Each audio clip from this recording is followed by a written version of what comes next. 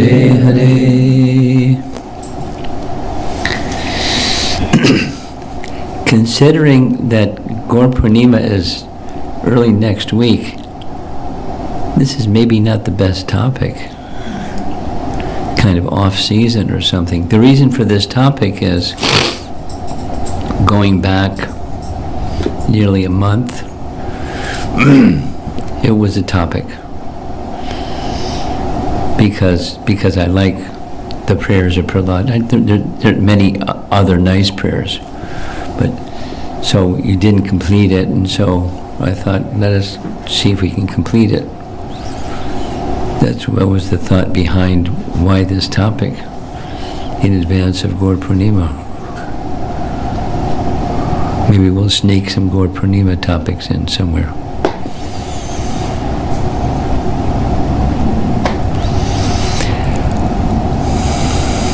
Is anybody new enough that you need a little background on who is Lord Nrsimhadev and who is Prahalad Maharaj, and a little background? Is anybody new enough that you need to hear some background? We're good to go. Okay.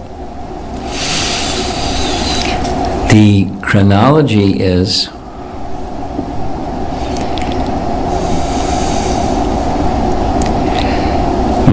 several chapters leading up to, this is chapter 9 of Canto 7. So going back several chapters, Prahalad was born, while still in the womb, while Hiranyakashipu was off doing his austerities, he had taken over the heavenly kingdom. And so while he was away doing his austerities, the demigods took their kingdom back. And when they took their kingdom back, they found a pregnant wife of Hiranyakashipu. So they had a bad idea. Let's arrest her or keep her under custody, and when the child born of Kayadu comes from her, we'll kill him because he's Hiranyakashipu Jr. So we want to finish him. Somehow or another, the uncanny Narada Muni knows just exactly when to show up and exactly what to say and what to do. So that's what he did. He just showed up and said, "Stop. The child in her womb is not Hiranyakashipu Jr. He is a great personality. So leave her in my custody." She requested Narada that the child not be born until her husband came back from his austerities, and the whole thing with his austerities. So the child is born. And having heard from Narada Muni, that's all he needed. He was already a great soul, and now he's a pure devotee great soul, having heard from Narada Muni, despite, bad, super bad, triple bad association. It didn't affect him. Many things happened leading up to where we are. The Shukracharya had two sons, Shanda and Amarka. Shukracharya were the Asura Kula teachers. And they were trained to train this little boy to become a nice Asura. He can take over my throne when he grows up and becomes a big Asura. But they were unsuccessful. And many things happened. Finally, because Prahalad was so direct and fearless, when he spoke about Vishnu, that was it. Hiranyakashipu wanted to kill him. So he tried this way, that way, the other way, the other way, the other way. 5, 6, 7 different ways. And he couldn't kill him. And he was defeated by the power of his own son. So he asked one time his son, where are you getting your power? And he gave an honest answer, I'm getting my power from the same source that you are. Vishnu, where is this Vishnu? I'll kill him. He's everywhere. That's what Vishnu means, by the way. The all-pervasive. He's everywhere. He's everywhere, that he's in this pillar. That was it. And then, like a lion playing with his prey, he played with Hiranyakashipu and then finished him. And he was roaring so loud. The demigods had observed all this and they were trying to pacify him, but nothing worked. He was angry. You know the story? The goddess of fortune, she was afraid. So then Lord Brahma reasoned, this form of the Lord appeared to protect you, Prahalad, you go. I'm not qualified, and he went forward because he was instructed to do so by his superior, Lord Brahma. And as he came before and paid as it fell at the feet of Lord Nrsingadev, Nrsingadev reached out and touched his paw on his head. And he was peaceful. And then he started offering prayers. And the beautiful prayers. And they, it is said by his touching his head, he gave him the capacity to speak so eloquently, although he was speaking quite eloquently before that, instructing his classmates and speaking to his father, speaking to his Chandanamarka. He was already gifted, but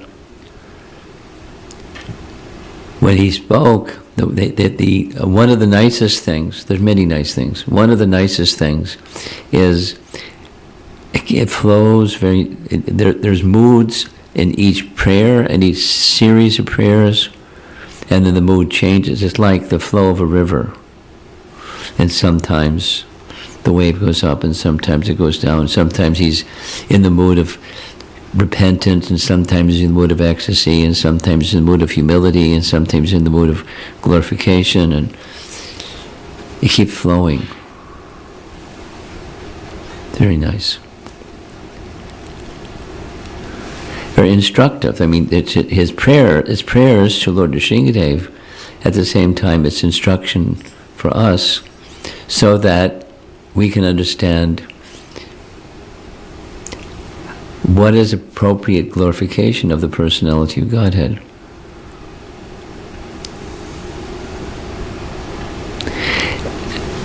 And so it's very elevated. I mean, there are a number of prayers that are like that, very elevated, from persons you might least expect it, from the wives of the Kaliya serpent. Read those prayers. Those ladies, whatever school they went to, that was like super school. Doesn't say where they learned, but wonderful prayers, and also very logical, and understanding the contradictions within the supreme. They're fantastic. So prayers, we can learn a lot from the mood of the prayers and the content of the prayer, and staying on focus. Even the mood keeps changing somewhat. Focus on the personality of Godhead. So we're all the way up to, rather than review from the earliest parts of the prayers, we're going to be discussing verses 30 through 34. That means 5 prayers. And the theme is the relationship of all things with Krishna. Now, you see on the screen here, Achintya Bheda Bheda Tattva, and you all know what that means. That's Lord Chaitanya's teachings, right? Each of the 4 sampradayas, they emphasize something. Chaitanya Mahaprabhu appeared in the line of Lord Brahma, the Brahma Sampradaya, so Brahma Gaudiya Sampradaya. And in Madhvacharya's teachings, he just emphasizes the difference. So, when some acharya, very strong-looking acharya with 2 fingers in the air, you know who that is, even if the artist is not so good. Madhvacharya. There's a distinction, the difference between, rather than go into his teachings, Panchabheda. There's the Lord and there's a living entity, difference. There's living entity and living entity, difference. Living entity in Prakriti, difference. Supreme Lord in Prakriti, difference. Prakriti in Prakriti, difference. Panchabheda. Like that was his theme. So Chaitanya Mahaprabhu took that teaching and modified it. This phrase, Achintya Bheda Bheda Tattva, wasn't his phrase. Guess who coined the phrase? Jiva Goswami. Super scholar Jiva Goswami, explaining the teachings of Lord Chaitanya are not different than the teachings of the Bhagavatam. The teachings of the Bhagavatam are not different than the teachings of Lord Chaitanya. The Bhagavatam teaches Achintya Bheda Bheda Tattva. There's a simultaneous oneness and difference of all things. Sambandha is relationship, and there's a oneness and difference of all things. And it's easy. It's not difficult. It's very easy. And very sensible. So rather than going into how sensible it is, let's hear what Prahalad has to say. So these 2 verses come first, 30-31. Prahalad discussed. See it on the screen. Okay. There's something wrong with this because it doesn't go full screen. Watch this. Check it out. I'm going to make it go full screen. And then when I plug it in, it's going to go half screen. Okay, full screen, right? Yeah.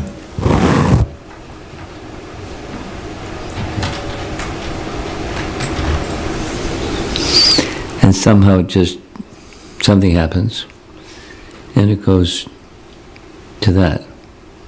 Can I try something? Yeah, you can do whatever you want to do.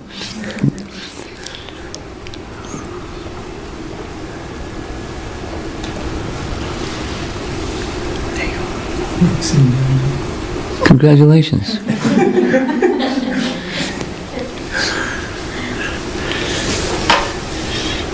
I don't go well with technology, and technology doesn't go well. I would never be able to drive a Tesla. No way. Too many buttons. Okay. Achintya Bheda Bheda Tattva. There we go. So these 2 texts, 30-31, they're emphasizing Achintya Bheda Bheda Tattva. First, he discusses the oneness and difference between the source and that which comes from the source. We all know in Bhagavad Gita, Krishna is very clear. Aham sarvasya prabhavo matak sarvam pravartate iti madva bhajante mam buddha bhavas. So he's the source of everything. So since he's the source of everything, there's a oneness between him and that which comes from him. But then there's also a difference because it comes from him that's not the source. It's from him. The sunshine is not the sun. The sun is not the sunshine. There's a difference. But there's a oneness at the same time. Shakti and Shaktiman. So okay, let's hear how Prahalad speaks. This next verse, we're going to go through these. This is Vishnu's Yoga Nidra. He's sleeping but not sleeping like us. When something happened, I don't know what happened. I spent like 3 hours going over this and I dismissed it. Okay, I'd like to cover these two texts, but I didn't do it. Maybe we'll do it tomorrow, because it's nice and it's important. But you understand that the oneness and difference. Okay. Text 32. Vishnu's Yoga Nidra. He's sleeping but not sleeping. It's contradiction. But it's because his sleeping is not like our sleeping. Here's the verse, 32. Oh my Lord. Remember his age. He just like started school. O Supreme Personality of Godhead, after the annihilation, the creative energy is kept in you, who appear to sleep with half-closed eyes. Actually, however, you do not sleep like an ordinary human being, for you are always in a transcendental stage beyond the creation of the material world, and you always feel transcendental bliss. As Karnadakshayi Vishnu, you thus remain in your transcendental status, not touching material objects. From him, but he's not touching and he's untouched. He's not contaminated by the material energy or the modes of material nature, but they're working under his direction. By his glance, and his eyes are closed. He's got contradictions, this Mahavishnu. You thus remain in your transcendental status, not touching material objects. Although you appear to sleep, this sleeping is distinct from sleeping in ignorance. You see the last line. Turye stito na tu tamo na gunangscha yunkshe. Looks like, but it's not. And so what to speak of Mahavishnu, then same what to speak of the original personality Godhead, from whom Mahavishnu is an expansion. So there he is, at least, an artist depiction of Mahavishnu, four-armed Mahavishnu. It's nice that the artist did it correctly. Sometimes artists fudge. So this one, there's no indication of Rama Devi. And the reason there's no indication of Rama Devi is she's within, or the way it's described in the Bhagavatam, he, Mahavishnu, is enjoying pastimes with Rama Devi within. They're exchanging loving dealings with one another, but she's not manifest as a form outside and engaging in that way. This cosmic manifestation comes from you, thus part of you, although different. This is the oneness and difference again. Here's the verse. So there's Mahavishnu. So at least it's Garbhodakshayi Vishnu, because there's Lakshmi. And so the universes have become manifest, and she's massaging his feet. And Krishna is observing the whole situation. This cosmic manifestation in the material world is also your body.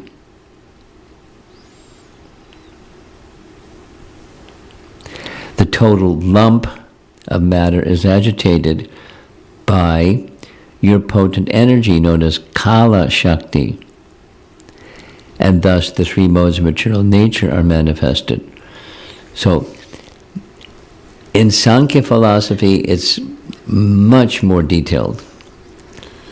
But the details are not here, because this is not Sankhya philosophy. It's his glorification of the personality of Godhead. Now he's looking at Lord Nrsimhadev, but he's understanding the identity between Lord Nrsimhadev, who's a Leela avatar, and the Lord Vishnu.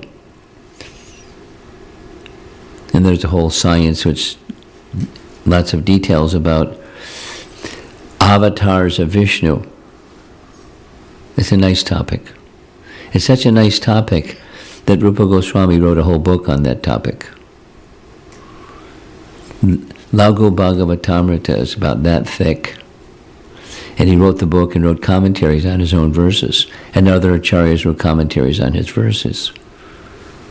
So it's exploring or expanding the topic of avatars of Vishnu, because it's an important topic. As you most likely know, in Canto 1 Srimad Bhagavatam, there are 6 questions asked by the sages of Naimisharanya to Sutta. And one of those 6 is this one. Please identify the avatars of Vishnu as they appear in this world. Because that's what ava means, one, to descend, comes down, avatara. So those who are of the spiritual world, and they appear in the material world, that's avatar. And then there are different categories of avatars. There's many categories. And Lord Nrsingadev, he is identified in Lagu Bhagavatamrita as having different categories. He fits under this and that or the other category. But one of them is a Leela avatar. For example, very celebrated is the Das Avatar Stotra of Jayadev. And Lord Nrsingadev was one of those 10 Dasa avatars. So those 10 are all Leela avatars. But there's many others. So that's one of his categories. So he's Leela avatar. But Prahalad,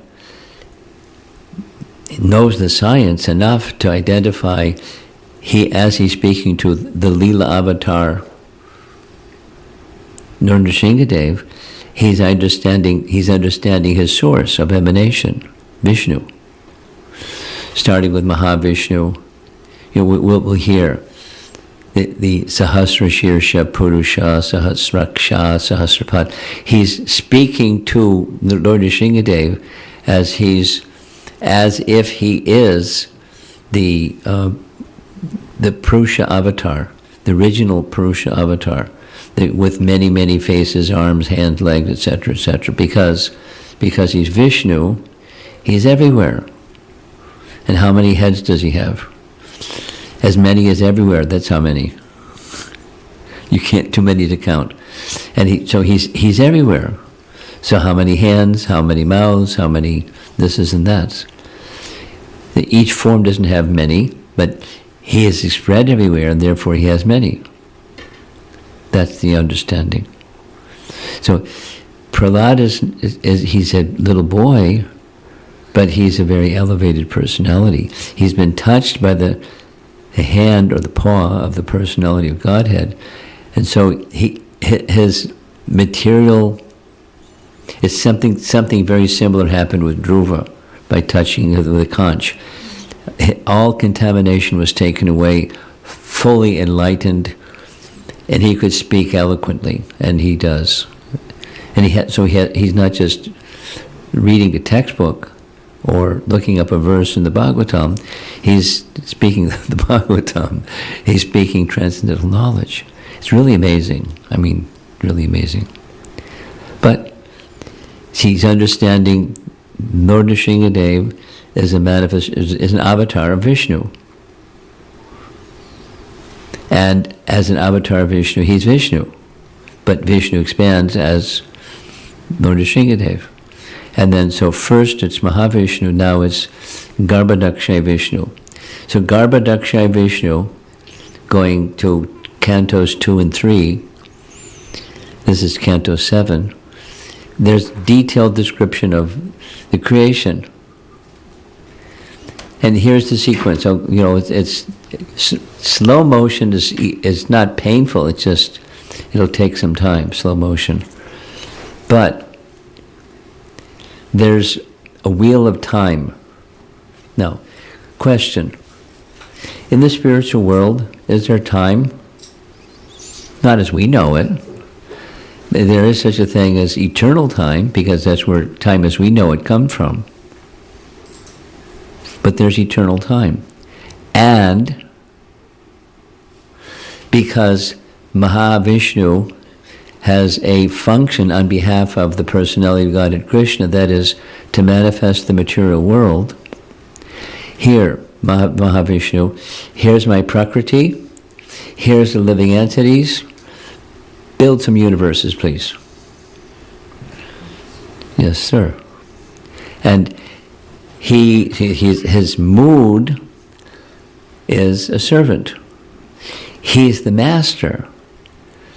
But at the same time, his mood is to serve the cause of all causes, Sarva Karana Karanam, Govinda. So Govinda wants universes. Yes, sir.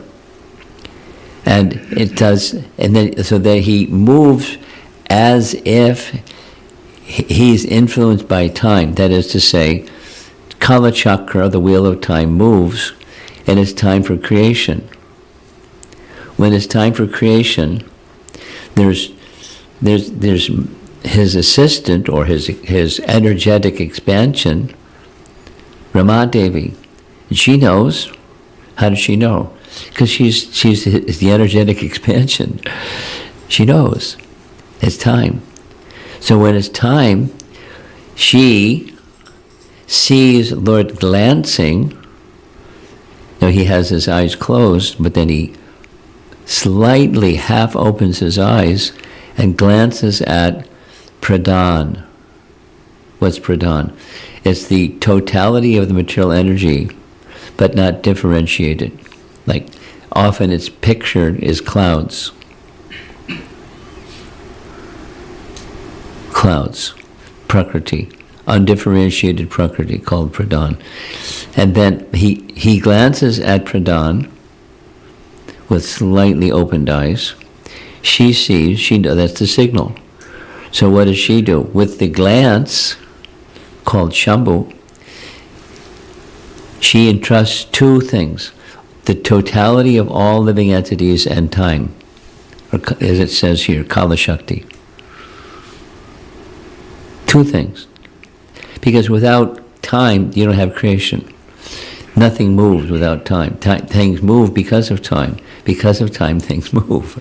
So where does it come from? It's from his eternal time, and she entrusts this time as we know it, Kala Shakti, for the purpose of material creation.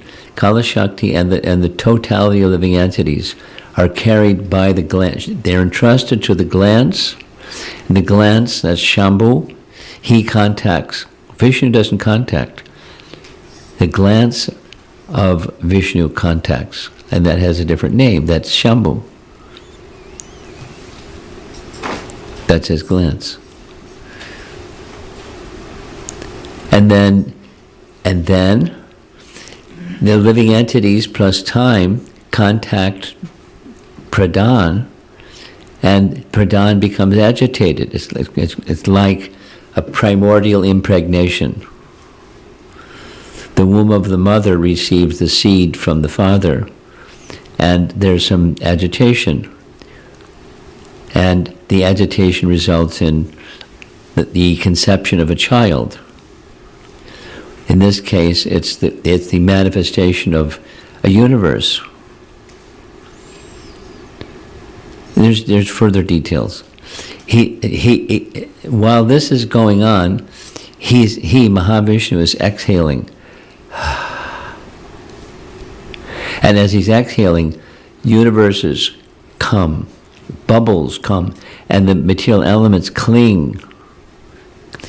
The language of Bhakti Siddhanta is conglomerate. And it's just spiritual bubbles, like bubbles. And but they're little seeds of a universe, and the elements cling, and then because the bubble is expanding, because energy is working, the universes expand up to a certain limit, and then after some time they're withdrawn. It's a long cycle of time, but they're withdrawn. And then it's cosmic annihilation time. And there's details about, but just as far as creation, that's what this verse is speaking about. The cosmic manifestation, the material world, is also your body.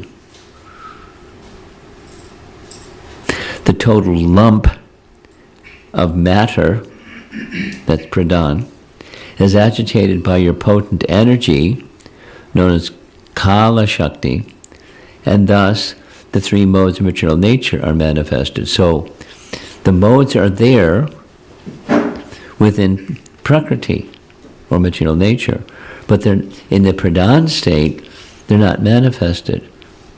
In the agitated state, everything starts to differentiate, things start to happen, whereas before it was dormant. And dormant for as long as the cosmic manifestation, for the same length, dormant. It's a long time. And then the wheel of time moves, and it's time for creation, and these things happen. You awaken from the bed of Shesha, Ananta, and from your navel a small now he, Prahalad, is addressing Garbhodakshay Vishnu. Because this is no longer Mahavishnu, but it's just Mahavishnu's expansion. A little complicated, huh? You're okay? If you hear it like 50 times, then it's okay. So, Vishnu, Vishnu, Vishnu. There's Maha, there's Garbhodakshay. The Garbha means universe, Garbha. And then within every atom, within the heart of every living, it's another Vishnu. Vishnu, Vishnu, Vishnu. In different spheres of influence with the same function. The function that Krishna wanted them to do. Bring about creation that he doesn't do, but they do. And they don't do, but they do through the agency of their energies. So they also don't touch matter. They're not influenced, there's no touch of matter up and contaminating them. No modes of nature, nothing. But it happens by their oversight and their energies. It's a little different than the Big Bang cosmology. A little different. Once upon a time, there was a chunk, and some time passed, and kaboom! Matter went flying in all directions. What was the cause? Chance. Really? And that's science? Really? So this is a different, and then the scientists go, really? You believe in this stuff? Come on. Come on. Show me. Where's your proof? I'm a scientist. Where's your evidence? Those kinds of... The confrontational, faithless, argumentative person isn't going to understand the subtleties of anything. Creation or anything. Rather than go down that path, let's just stay with Prahalad. You awaken from the bed of Shesha, Ananta, and from your navel a small seed is generated. It is from this seed that the lotus flower of the gigantic universe is manifested, exactly as a banyan tree grows from a small seed. Exactly. Meaning, exactly means, when you look at it, within a banyan, it's a fruit. And within the fruit, it's a little bit like figs. Figs have little seeds, many little seeds. And each of those little seeds is a potential fig tree. It's not like you plant the fig, it's the seed that's within the figs. So the scriptures describe the banyan seed as like a fig. is even shaped like a fig. And within the fig, there's seeds. And one of those little seeds, properly cultivated, etc., right conditions, and so forth and so on, you got a banyan tree. Now, when there's a banyan tree, you don't see the seed anymore. And that's coming up. When Lord Brahma descends down the stem, he can't find where it came from, because it came from a seed. The seed isn't there anymore.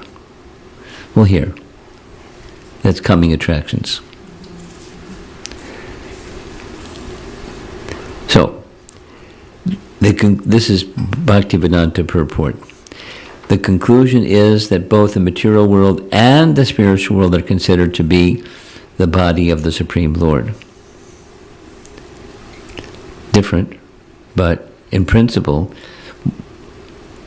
non-different. Same difference in non-difference. Achinta beta, abeda. One and different at the same time. We can understand that the material body, our material bodies, are caused by the spiritual body, and therefore an expansion of the spiritual body. When one takes up spiritual activities, one's entire material body is spiritualized. As long as we do not realize this, we live in the material world. But when we are fully Krishna conscious, we live not in the material world, but in the spiritual world. In other words, a phrase that Prabhupada used over and over, including, his magazine, Back to Godhead, the goal is back to Godhead. But back to Godhead doesn't mean change of address. I mean, Krishna may take you back home, back to Godhead. And Krishna may have you stay here and be back to Godhead here.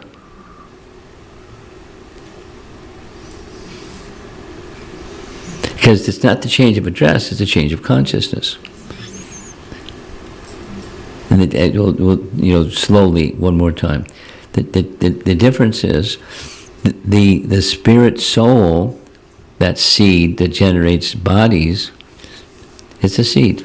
And then if that soul that's within the body engages in or indulges in trying to become an enjoyer of Prakriti, that's material life. And if that same soul, or by transformation and contact with bhakti, sees this world and everything that comes from the Supreme is from the Supreme, and engages accordingly, it belongs to the Supreme. Therefore, it's meant to be used for the Supreme. That's Krishna consciousness. And that person is no longer living in the material world. They're transported by consciousness to the spiritual world. That's exactly what's said here. So there we have, this nice painting, young couple and the little boy, and there's demigods showering flowers, and they're in the spiritual world. But they're in the material world in the spiritual world, or in the spiritual world in the material world, whichever way you like, because of Krishna consciousness. Now, it's easier said than done, but that's the principle. Material pleasure means pleasure of the senses, spiritual pleasure means pleasure of Krishna. And one more verse. Brahma could not find the source of the lotus because, we already mentioned it, because the seed is no longer there. The banyan seed is now a banyan tree. When a seed fructifies, the original seed cannot be seen. And he gives another example. Cotton can become thread and can become cloth. You don't see the cotton anymore. You see the cloth. Or you see the thread, you don't see the cotton anymore. Or then when it's cloth, it's hard to discern. With magnifying instruments, you can see the thread, but that's what cloth is. Here's verse 34. There's the acorn, and in the background, that's the acorn tree in the background, a little acorn. You don't see the acorn anymore. But when it becomes mature, the acorn tree, the oak tree produces more acorns. From that great lotus flower, Brahma was generated. But Brahma certainly could see nothing but the lotus. Therefore, thinking you to be outside, Brahma dove into the water and attempted to find the source of the lotus for 100 years. That's a long time. And it's not just 100 of our years, because there's no creation yet. This is celestial years, or Brahma's 100 years. That's a long time. He could find no trace of you, however, for when a seed fructifies, the original seed cannot be seen. So, there's a fruit tree. And where did the fruit come from? That's an apple tree, looks like. So, the seed of the apple seed is no longer, because it became a tree. It fructified and sprouted from that seed, and the original seed can't be found anymore. When cotton is transformed into thread, the cotton is no longer visible. And when the thread is woven into cloth, the thread is no longer visible. So the 3 stages. I know what happened. When I was spending these hours, it was on the next set of verses. Because the next set of verses I do a little bit of review, and we already reached the end of the section. But, so just to step back, to keep it simple. When Jiva Goswami coined the phrase Achintya Bheda Bheda Tattva, what was he doing?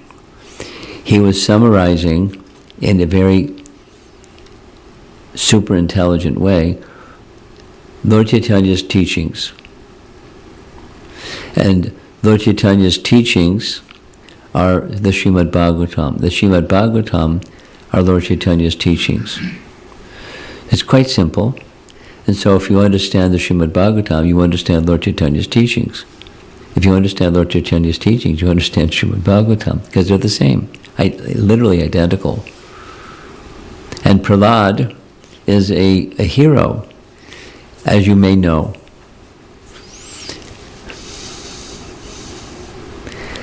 For the duration of time that Chaitanya, after taking sannyas, most of his remaining years, he went on tour in South India for some time, and he went to Vrindavan for some time, but the rest of his 24 years was spent in Puri. And one of his activities in Puri, daily, he would take darshan of the Jagannath deity for Mangal Arati, stand behind the Garuda Stamba and raise his arms and sing very loudly and dance. The Arati was over, the pujaris would come bringing prasad, and then he took that prasadam and went to visit Haridas Thakur. Because Haridas Thakur would not enter, and besides they wouldn't allow him to enter, but he wouldn't enter the Jagannath temple, although he was super qualified. So Lord Chaitanya came and brought Jagannath Prasad to him. That was his daily fare. And then they associated together for some time, loving exchanges. And then next, Chaitanya Mahaprabhu went to visit the temple of Gopinath in a garden called Tota Gopinath. Tota means garden. And there he saw Gopinath. And before the deity of Gopinath, same thing, sing, dance, in ecstasy. And then the next thing is he would sit And here Gadadhar Pandit, his dear devotee, who was also the pujari of Gopinath, recites Srimad Bhagavatam for hours, for several hours. And two of his favorite stories, according to Chaitanya Bhagavat, he especially liked hearing the story of Prahalad and the story of Dhruva. According to Chaitanya Bhagavat, he heard it hundreds, plural, of times. And after hearing it again, he would say it again, say it again. Because it's ever fresh.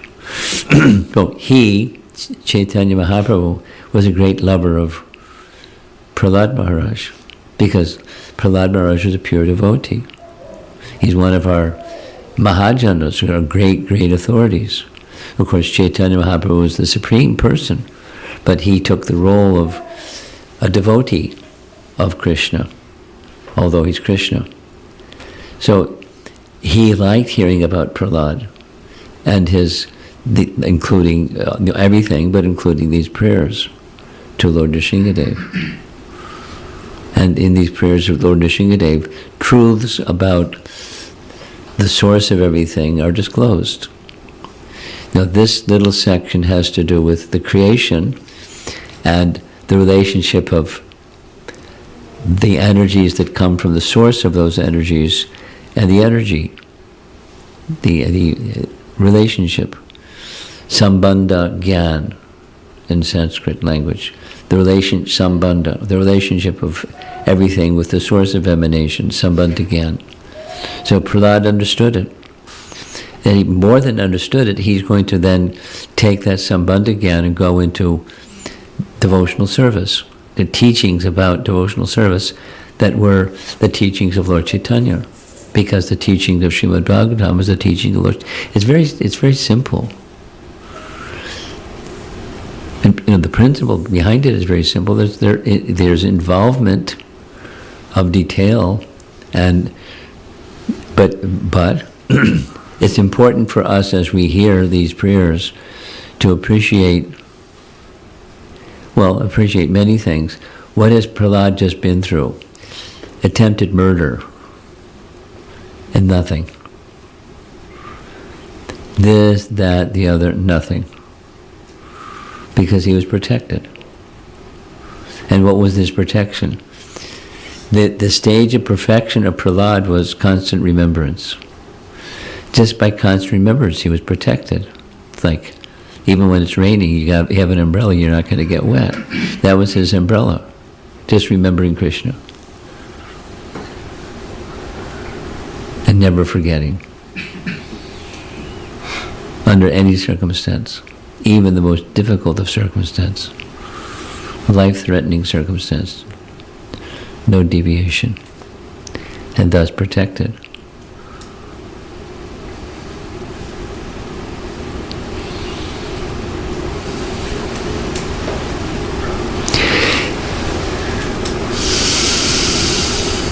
And Chaitanya Mahaprabhu liked, and if we, as we go along, if we hear carefully, we'll understand not only his constant remembrance and thus protection, but we'll see that the symptoms, and our acharyas will point it out to us. He's at the stage of prema bhakti. He's certainly a nice devotee. He's certainly a pure devotee. But he's also on the platform of prema bhakti. And so in the platform of prema bhakti, suddenly he'll go from this position to that position. We'll hear. Our acharyas will help us make sure we hear. He's moved by prema. And in that mood of prema, he's feeling disqualified. And then the next verse, he's praying for the welfare of all living entities. Like he just leaves, I'm disqualified. The humility of an elevated devotee is superlatively humble. And then it swings to wishing that others are delivered. And what can be done to, which is Chaitanya Mahaprabhu's mood, what can be done to deliver? Really, we'll see as we go along. The prayers are fantastic. Even it's, before Gaur Purnima. Because it's, it's Lord Chaitanya's teachings. Spoken by Prahalad. And Chaitanya Mahaprabhu liked to hear the teachings of Prahalad, or the prayers of Prahalad, because they're his teachings. And it's not like he borrowed those teachings, they're his teachings. And how did Prahalad get them? He got them from Narada. And how did Narada get them? He got them from Lord Brahma. How did Brahma get them? Well, here, it's in his prayer. It's right in these prayers.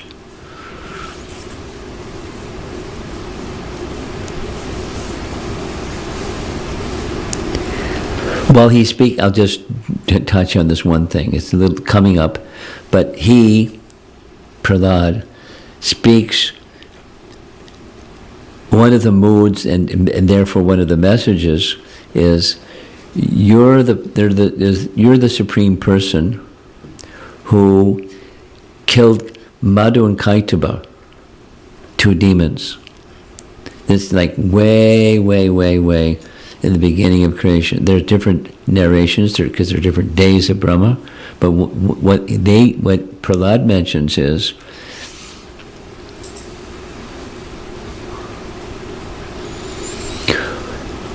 Hayagriva arose from a yajna of Lord Brahma because the Vedas were in great danger because these two demons were trying to steal the Vedas. And what are demons going to do with the Vedas? Bad stuff. That's what demons do. They'll take the Vedas and pollute them and make them into bad stuff, because within the Vedas there's things that also teach how to destroy.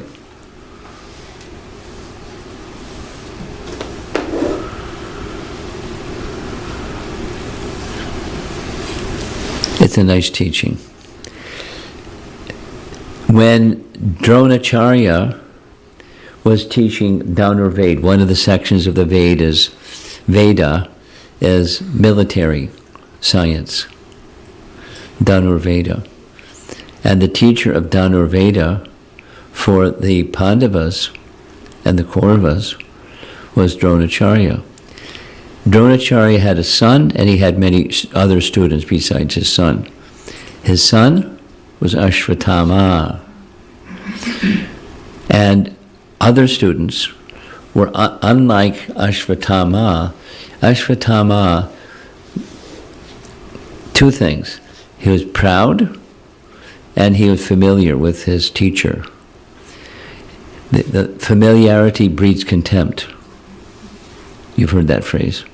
So his teacher was his father, and he was too familiar, and thus insufficient respect. So when it came to teaching how to use the weapon, the Brahmastra weapon, he taught his son how to release it, but not how to withdraw it. In contrast, Arjuna also was taught how to use the Brahmastra, but also how to withdraw it. And therefore he could use it in the proper way to protect. In extreme circumstances, here's a weapon. And here's how you withdraw the weapon, because it's meant for protection, not meant for destruction. So now back to Madhu and Kaitaba. They captured the Vedas, and they were going to do destructive things with the Vedas, because that's within the Vedas. Like this whole thing of creation and following creation is maintenance, and following maintenance is destruction.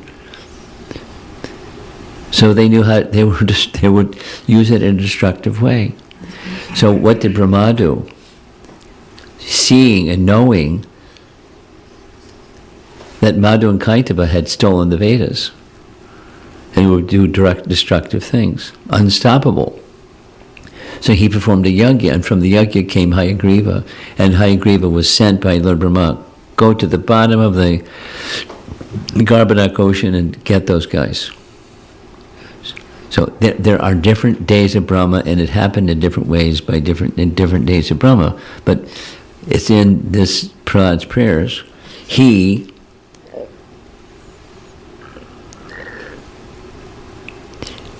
An incarnation of the personality of the Godhead, Hayagriva, appeared, killed Madhu and Kaitaba, and returned the Vedas back to Lord Brahma.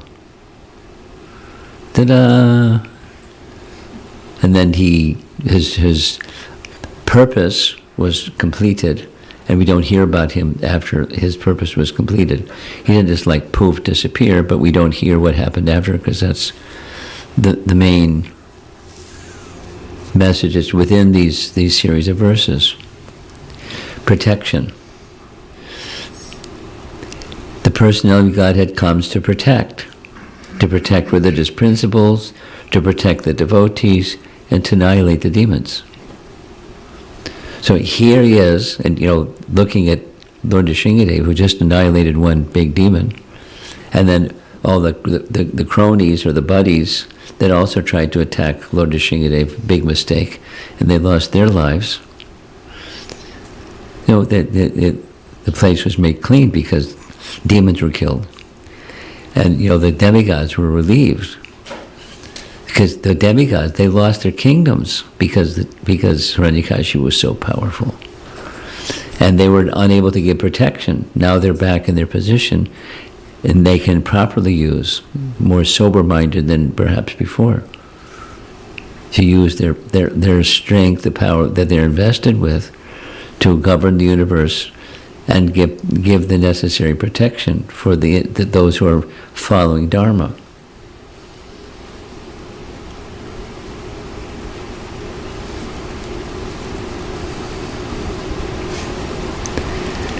There's so many lessons within each lesson, sub-lessons and sub-lessons. So we'll continue tomorrow, and I'll go back with those first two verses and cover them properly. Any discussion? Prayers of Prahalad.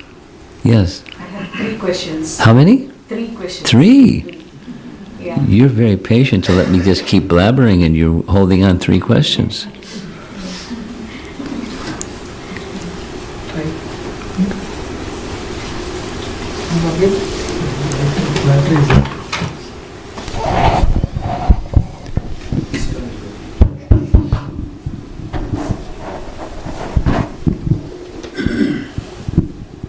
I'm looking at our sound man. Go ahead. The first question is, the material world came from the Lord's body, but he doesn't touch it. Right. So how do we understand that? Easy. He glances. And the glance is Lord Shiva, or Shambhu, more specifically. That feature of Lord Shiva that is the glance has a name. It's Lord Shiva, but Shambhu. So the glance contains the material elements. No. The glance, the elements are over there, Pradhan. Okay. The glance is 3 things. It's the person, Shambhu, and the sum total of all living entities, that's 2, and time energy, that's 3. He is entrusted by Ramadevi, he, Shambhu, is entrusted by Ramadevi, carry these 2 things and impregnate the material energy, so it means things can start to happen, please. But why does it say the material world is in his body? Why does it say the material world is what? In the Lord's body. It's not in the Lord's body, it's from him. The material world is from him. Prakriti is from him. Okay. So, where did it come from? Where did anything come from? From the source. Right. So, it's not in him, but it's of him. Okay. From him. And so, some energies, his spiritual energies are within him. Ramadevi is within him. the Prakriti, another one of his energies, is outside of him. Okay. But his. And the way to spiritualize that which is his. Use his in service to him. Okay. So the living entities and time are coming from him, and it impregnates the material nature. Well, Shambhu impregnates. Shambhu impregnates, Yeah. yeah. Okay. That makes sense. And that's why he has a different name. Right. You know the verse? Milk mixed with the souring Sour. agent becomes yogurt. Yeah, Brahma Samhita. Yeah, Brahma Samhita. Yeah. So that's Shambhu. The second question is, it says the spiritual world and the material world came from his body. So we saw how that comes in, I mean, as far as the material world is concerned, I understand that. But what about the spiritual world? Where did it come from? Your question, I'm getting a little animated here, I'll calm down. Your question is misleading. Where did it come from? Sounds like once upon a time it wasn't. And then some time passed and Krishna looked at his watch and said, you know what, it's time for some spiritual world. It's not like that. It's eternal. It's from him and eternally from him. This other energy is also eternally his energy, and sometimes in an unmanifest and sometimes in a manifest state. Okay, It just so undergoes. it's always there. It just manifests and unmanifests. That's the material energy, manifests, unmanifests. The spiritual energy is always there. It's never. He is the source, but it's not once upon a time it didn't exist and then he manifests it. Okay. It's always there, like the jiva. Next. The third question is, it says that Can we turn the volume down a little bit? Thanks. Go ahead. Mahavishnu, it came from the navel of Garbhodakshai Vishnu, came Brahma, the then lotus. a lotus, and then on top of the lotus, a lotus flower. So does the navel or does it represent something? No, it's not symbolic. It's not symbolic. Symbolic of what? Something? It's not symbolic. You Okay. don't go there. Okay. He has a navel. Let me, where does the umbilical cord come from? So it's not material. In the case of Mahavishnu, in the case of Garbhodakshai Vishnu, it's not material. And if something that we do, something that mothers do, resembles something that Vishnu does, there's a reason. This is a reflection of that, not the other way around. It's a nice story. We got a nice story because umbilical cords come from, and they're connected to the navel, and you cut the umbilical cord, and then the baby starts crying. It's don't mix them up. It's just symbolic. It's not symbolic. It's not symbolic. It's not symbolic. He has a navel. He has a mouth. He has feet. He has arms. He has appendages. And because you know Brahma Samhita, you also know for one limb can do anything any other limb can do. Yeah. So, it's not symbolic. Okay. It's spiritual. Okay. Spiritual isn't symbolism. Spiritual is spiritual. Okay. Thank you, Maharaj. Okay. Yeah. Thank you, Maharaj. So we heard from one of the classes which I was hearing that Krishna, Lord Ram, Balaram, and when you say from one of the classes I was hearing, my antenna goes up. Yes, ma'am. It's like that. I've heard. What I've heard. So and then you wouldn't. Pardon me, but I've been down this path many times, and just as soon as I hear something like that, She was very patient to ask her 3 questions. I'm asking before. I don't have such patience that she has. Yes. What's the source? I heard. In one class, I heard. So, can you please identify not the person who spoke it, but what's the source upon which they were speaking? You follow what am I asking? Like, where is it from? What's the authority, the scriptural authority, please? Because otherwise, we're listening to what you're saying, and who knows Where it came from? And I've been down that path too many times. It's cuckoo land. I don't like it. Yes, Maharaj. So, I don't remember, but it's. I think it's well known. Everybody knows it. Like everybody's heard about it. That's why I'm being confident. Everyone has heard a lot of things. Yes, I'm sorry. Yes, Maharaj. So it's like Swayam Krishna, and then we have Lord Ram, Lord Chaitanya, and Lord Balram, and Lord Narasimhadev are all of the full manifestations of the Lord. That's what I. That's not correct.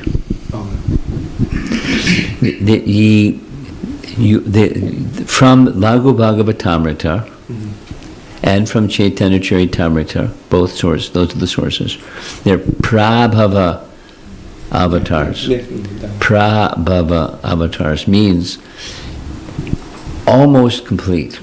No, Balaram is complete with the exception that he's not a Prabhava avatar. Rama and Nrsimha are Prabhava avatars. Almost complete. But there are four things that Krishna has that they don't have. Yes. But otherwise, they're not only Vishnu Tattva, but they're the most complete manifestation of Vishnu Tattva. The source, two sources. Chaitanya Charitamrita, and that is place you can find that is Lord Chaitanya's talks with Sanatana Goswami in the Sanatana Shiksha section, Ancha Lila. And then in Laghu Bhagavatamrita, the same thing is explained. It's probably other places also. But what's the position of Balaram? There's a whole chapter in Adi Lila about Balaram.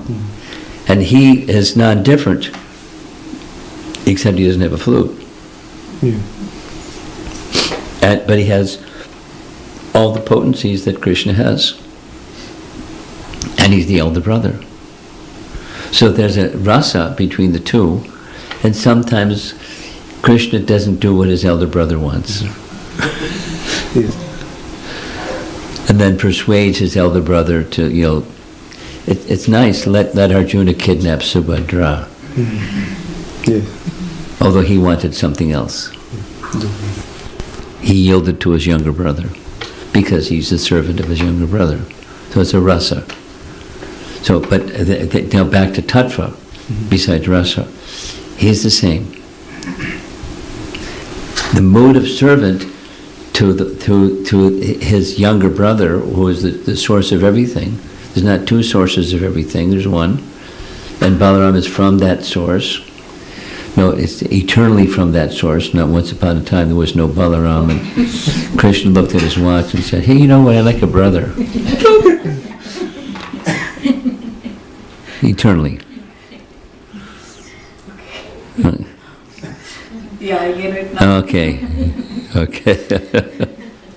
In the whole spiritual world, it's like not once upon a time, or it's metaphorical, or it's symbolic, or none of that. So we use language as if it's in time, but we must remember it's not an event in time. So Balaram is Krishna's first expansion, but it's not a chronological expansion, it's an ontological reality, having the fullness of Krishna with these little exceptions, these four little exceptions that Krishna has, because he's the source. They're unique to him. Balaram's not the source. He's the servitor Godhead. So now, yes, so in that relation, in that relation, then when Prahalad Maharaj is praying to Narasimhadev, so when we were mentioning that there are Leela avatars also, and so how is this connected with? How is which connected? With Prabhav Prabhava, you mentioned how Yeah. Narasimhadev is that expansion, and Well, then with Leela. it's this and that. It's like a Venn diagram. You know what that is? That's like a Venn diagram. So one way to describe is over here. Another way to describe is over there. He, Nrsingadev, is a Leela avatar. He's a Leela avatar. And so that's the category of avatar. And amongst all the totality of avatars, he is his Prabhava avatar. Prabhava avatar. There's three: Krishna, Ram, and Nrsinga. And you know, like the Ayodhya, the spiritual realm of Ramachandra, is the topmost part of Vaikuntha. It's still Vaikuntha. And the abode of Lord Nrsingadev, it doesn't have a particular name like Ayodhya has for Ramachandra, but it's in this very special, triple special realm from whence or from where he descends when needed, and, you know, in days of Brahma as needed. And then that's his eternal abode. From whence he comes, he returns. That's his eternal abode. That's his home. Like Krishna has his home, or his abode, his place. There's other refinements, but I'll leave it at that. Yeah. Okay. Yes, Okay. Others? Yes. This is just sharing realization, Guru Maharaj, that I see that there is this common theme we see in the different prayers, that this Sambandha, Abhideya and Prayojan, because even the wives of Kaliya, they give the same example, right? The thread and the fabric and how he is completely, so the whole, the Achinta, Veda, Tattva is also there. Yes, from those. yes, So yes. I just saying because that it's yeah. an eternal reality. Yeah. So it's just so beautiful to see that in the different prayers, the prayers seem like all the verses are different, but really that, the theory behind Well, like they're the glorifying tattva, the absolute yeah. truth. It's not Yeah. multiple absolute truths. Yeah. Yeah, so it's just so beautiful. It's just sharing realization. It's a nice appreciation. On the one hand, that Prahalad heard from Narada Muni, it's like, although he's a little boy in his Leela at this stage, he got everything from Narada Muni. Where did these wives of the Kaliya serpent, what school did they go to? Who was their teacher? No information. But somehow they had a good teacher, because they know everything.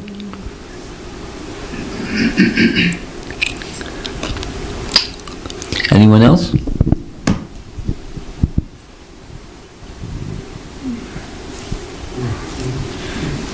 Okay.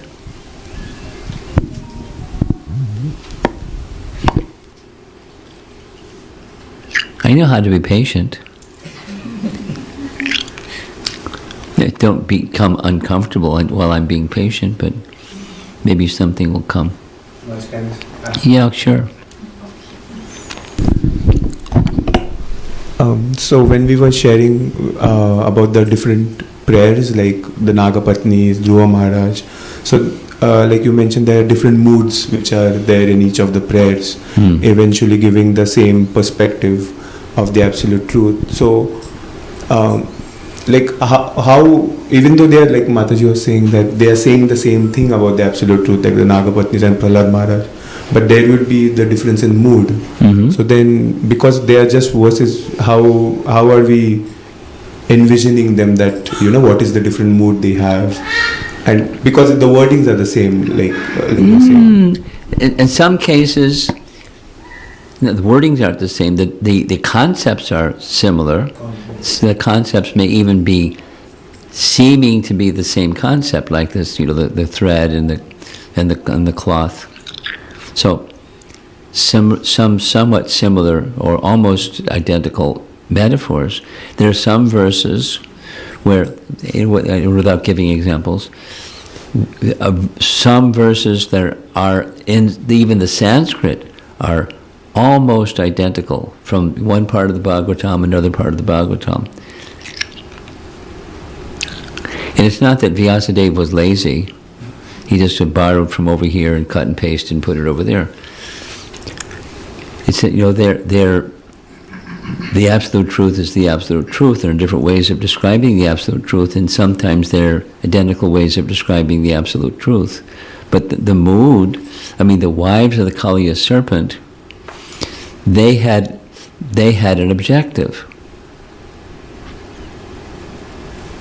Their objective was, please spare our husband. Because by dancing on his hoods, you purified him to the point where he has fully surrendered to you. All of his toxic contamination is gone. So he's your devotee. They had a different mission. We acknowledge he's to be punished. This, that, and the other. Bad to be punished, fit to be punished. On the other hand, you purified him. And if you kill him, because Krishna said, I have to dance on his hoods a few more times. You'll kill him. He's almost dead now. And then what good will be done? And Krishna says, well, he can give up his snake body and he'll be relieved of having a snake body. Wouldn't that be nice? Well, he's already gotten rid of his snake body by the touch of your lotus feet upon his hoods. Not only the touch of the dust of your lotus feet, but you smashed him completely. Because he was a hard case, you smashed him completely. And although he's fit to be punished, you're the abode of contradictions, and so be merciful. And your punishment is also mercy, right? So their mood, the message was quite similar because it's the absolute truth. And there's a big section where they deal with contradictions that rest within the Supreme. And they're looking at Krishna and they recognize he's the Supreme. And not just a little boy that was dancing on her husband's hoods, he's the Supreme. So he's this and he's that, and there's apparent contradictions within you. So they had a different purpose.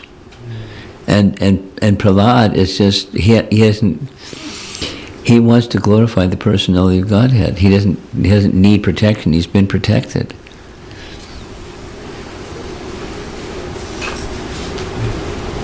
So rather, it's just the flow of his prema. That's how our acharyas describe it. So then when the prayers are being said by devotees, then it would be the context, yes, in which we should be. Context specific, exactly. Thank you.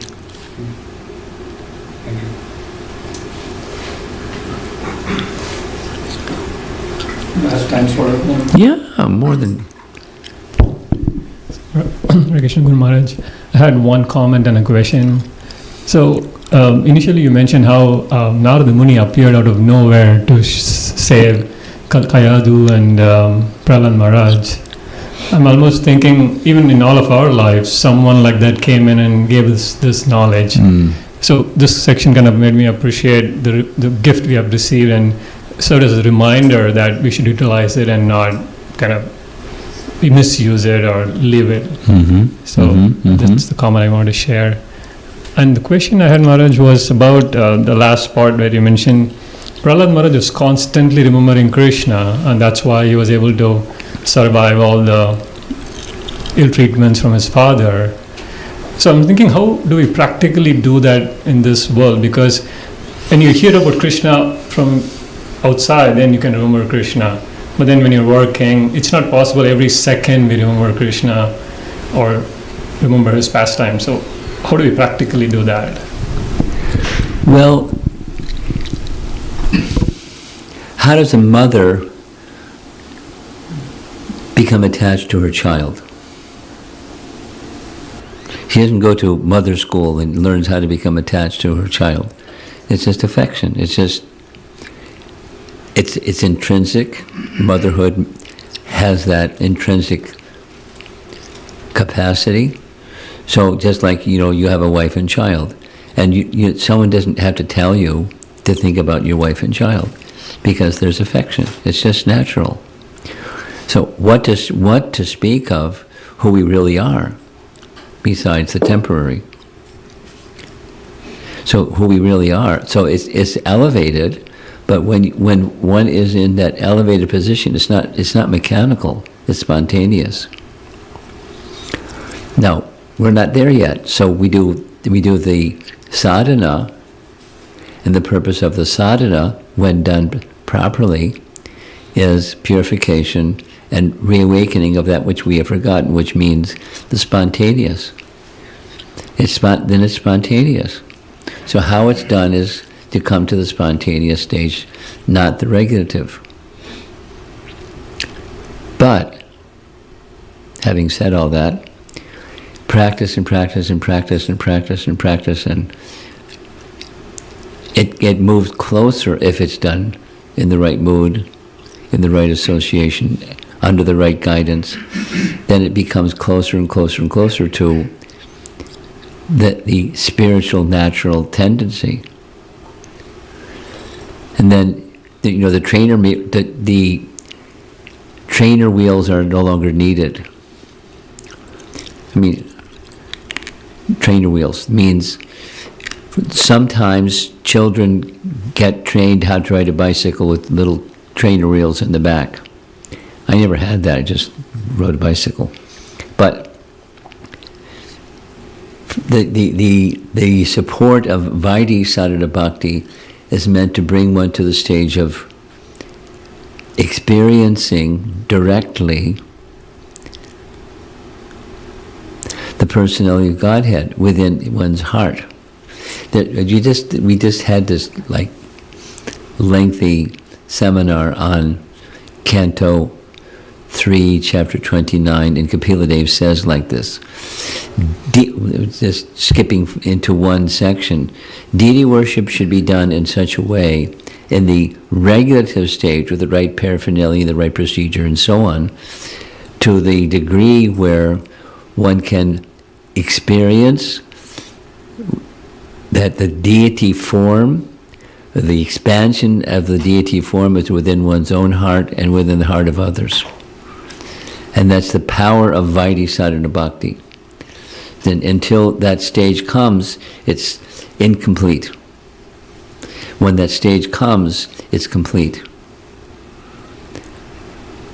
And when that stage comes, it's not like you don't need to worship the deity anymore because, the light went on. But then it becomes spontaneous. So back to your question, the how-to question. You follow with proper guidance the practices, and the practices become more and more and more. The coverings become reduced. That which is forgotten becomes awakened. So then it becomes, you're attached.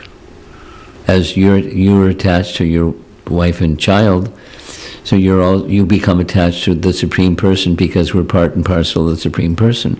That's spiritual reality. It's not based upon, who you are in this lifetime. Who's your mother and who's your father and who's your spouse and who your children are, and those are all temporal.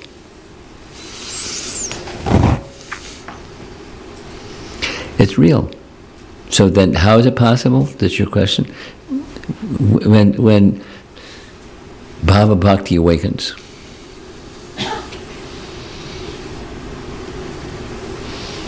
you don't have to wind up the Bhava Bhakta. he's in ecstasy. And it quickly leads to prema bhakti. But those there's so there's purification that leads to that stage. That's how. Until then, we practice. And the practice means sometimes, sometimes not, sometimes not, sometimes not, sometimes stronger, sometimes weaker, sometimes steady, sometimes. But the devotees like Prahalad, he's a prema bhakta. He's not sometimes. So associate with such persons, and through the medium of our acharyas, then you get a picture of their heart. And you're associating with them, in differing degrees, because our qualification may be greater or lesser.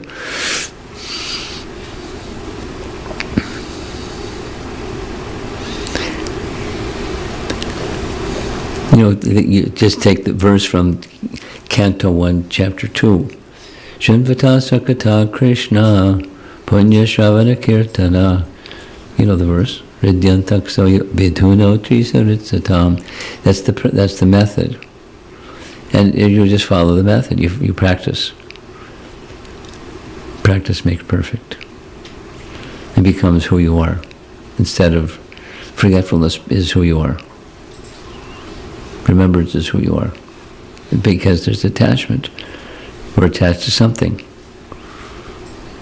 So then by making choices that are in the direction of becoming attached to the Supreme Person, you become attached to the Supreme Person.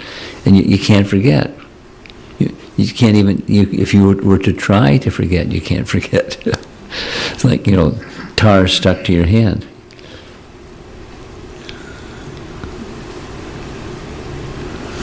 Doesn't go away. So that's nice. You don't want it to go away. You want it to become further and further and further and further. And that's one of the beautiful features of Chaitanya Mahaprabhu's Leela. The final 4 to 5 years were in a state of madness.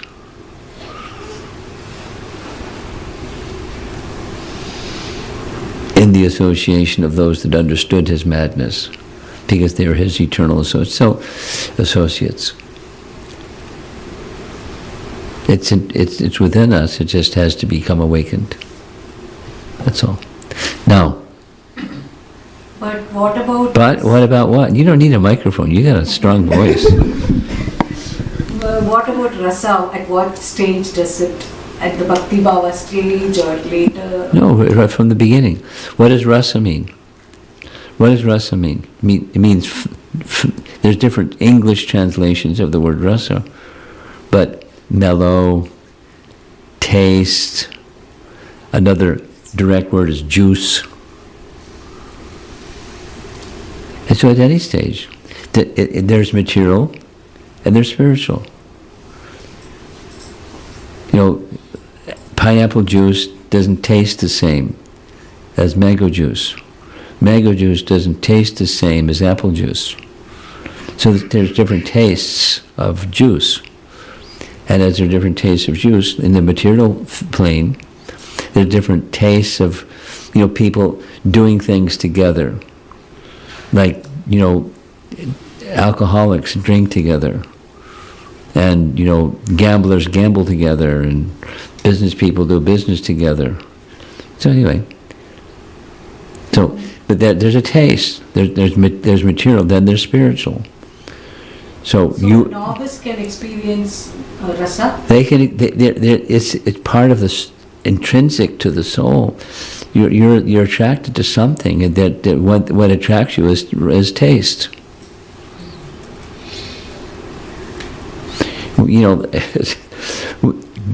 Getting into the airport when you're in St. Louis, there's a lady was lighting up a cigarette. And anyway, I paused and was just amazed. She was angry at the lighter because the lighter wouldn't light. She was wanted to puff away. And it kills you. And she has a taste. Nicotine addiction. So it's a taste on the material. So that material, spiritual. So then, how does spiritual taste? That's bhakti rasa. When one gets association of bhaktas, you get some bhakti. So supposing you're just a beginner, right? Everyone at some point is a beginner. Is there some taste? Yes. Otherwise, how does one continue to day 2, and then day 3, day 5, then, there's taste. And that taste is thin, it's not thick, but by continuing, then if one doesn't make offense, it can become thick, like honey. Why do some people develop it and some people don't? Well, you know the answer. You know the answer. Krishna's mercy? No. I mean, Krishna's, because the sun shines, there's light. But, sometimes people are hiding under a rock. The sun is shining. Sometimes there's clouds in the sky. Sometimes. So, it's the orientation towards Krishna. Our current and past free will choices make it more, what makes a spark fall on in the water or on the land or on dry leaves, with the modes of nature. So all those factors, it's not just, Krishna's selectively kind to some and not kind to others. The sun shines. And there are different responses to the sun shining.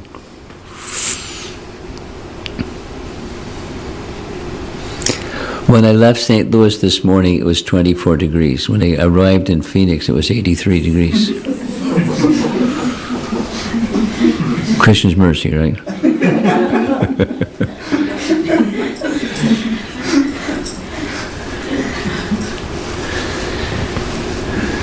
Maharaj, Yeah. I have a question. Okay.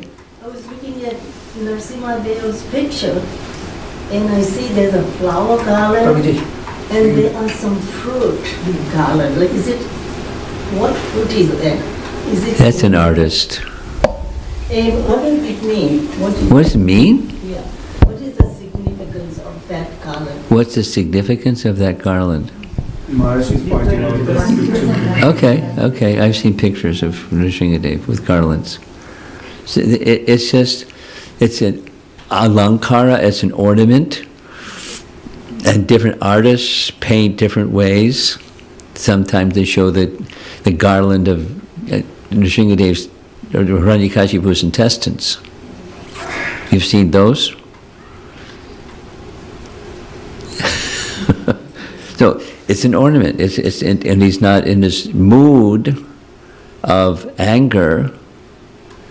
He's in a different mood because and so he has an ornament that's in that different mood. And a garland is and flowers and this and that. It's alankara. Depending upon the mood that the artist views, or the bhakta views, or that and he reciprocates with his bhaktas. He stopped roaring. He was roaring so loud, the demigods were afraid, and the goddess of fortune wouldn't approach him. She said, "No, she said, I've never seen this form," but she's obviously seen that form before because she's with him whenever he's performing his leela. That's one of his leelas, finishing Hiranyakashipu. So she's seen this form, half man, half lion form. She's seen the anger.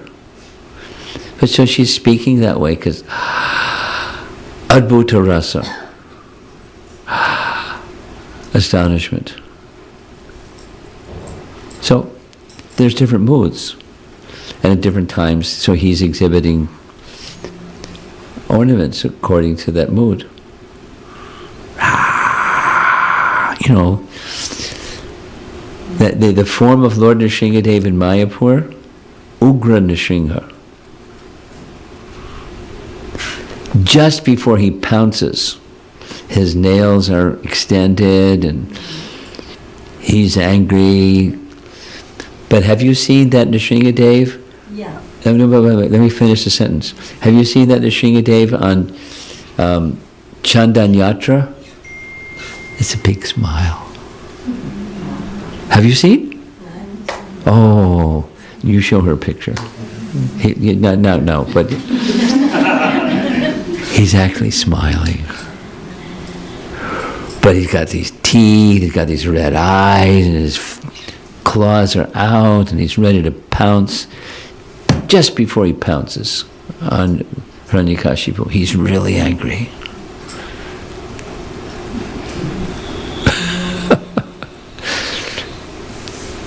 You'll see. Thank you, Maharaj. Different moods at different times. And so the devotees experience and reciprocate, and he is experiencing and reciprocating with his devotees. Both. It's a relationship.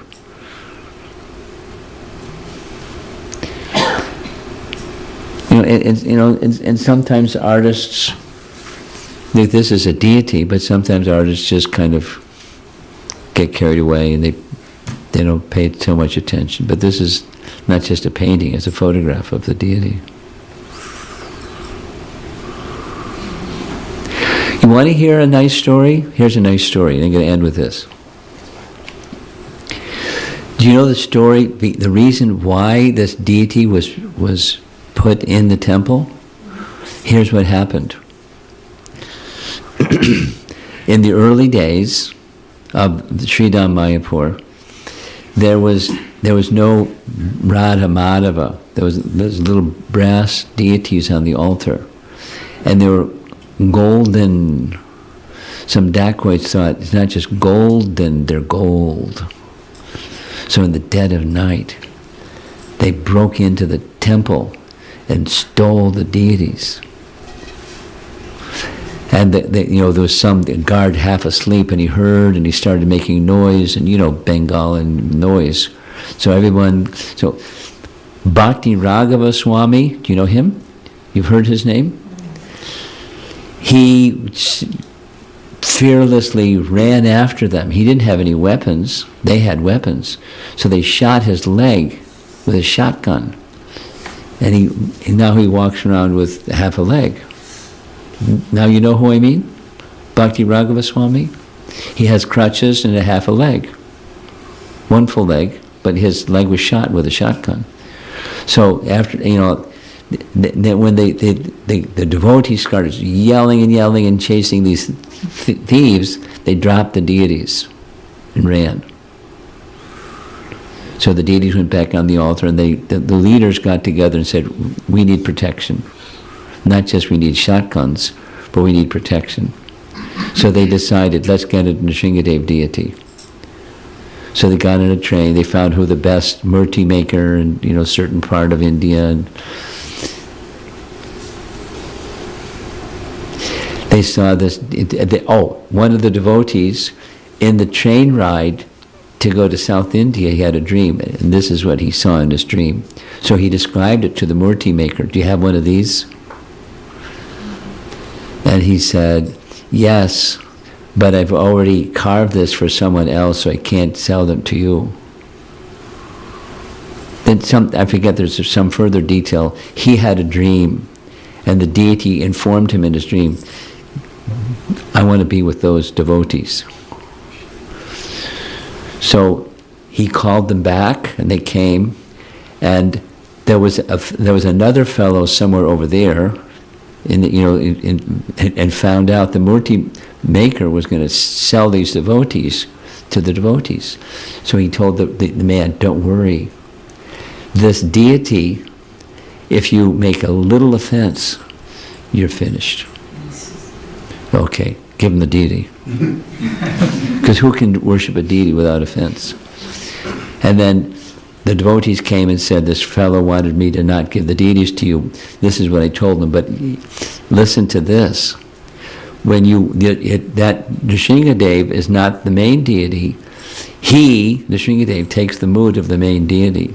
And your main deity is Radhamadava. So he'll take the mood of Radhamadava. So that, I didn't tell the man that one.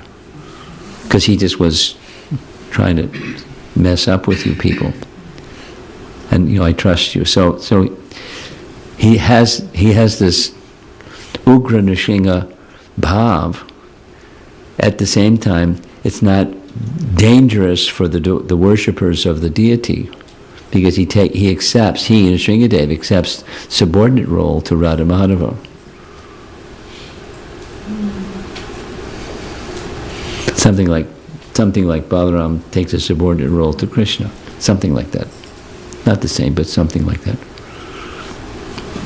So Maharaj, where is that deity? Where's which deity? The one the story that you told me. What's your question? The Mayapur, she's asking where's the deity Oh, that's on the altar. in Mayapur. Yeah, in Mayapur. The dacoits dropped the deity. So they found the deity.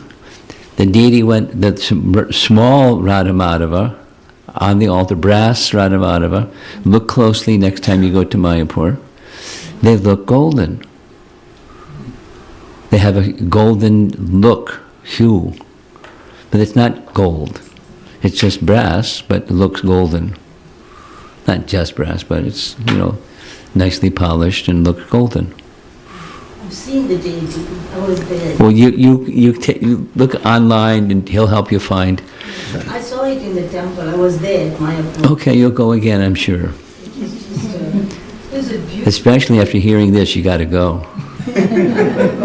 Yeah. Ask him if I can go again. Okay, but before that, you can look at photos and you look closely at the brass chota, because they're used for festivals. When they have Gaur Purnima is coming, so those are the deities that come off the altar. They come out and everyone bathes and performs abhishek to the Utsav Murti, the festival Murti. Radhamadava don't come off the altar. The Utsav Murti comes off the altar. And on behalf of Radhamadava, the Utsav Murti receives the abhishek. But there's all kinds of photos of these deities. All of the deities, the whole. So he'll find. Thank you. Okay, we're going to end. Srila Prabhupada ki Jai. Jai. Jai.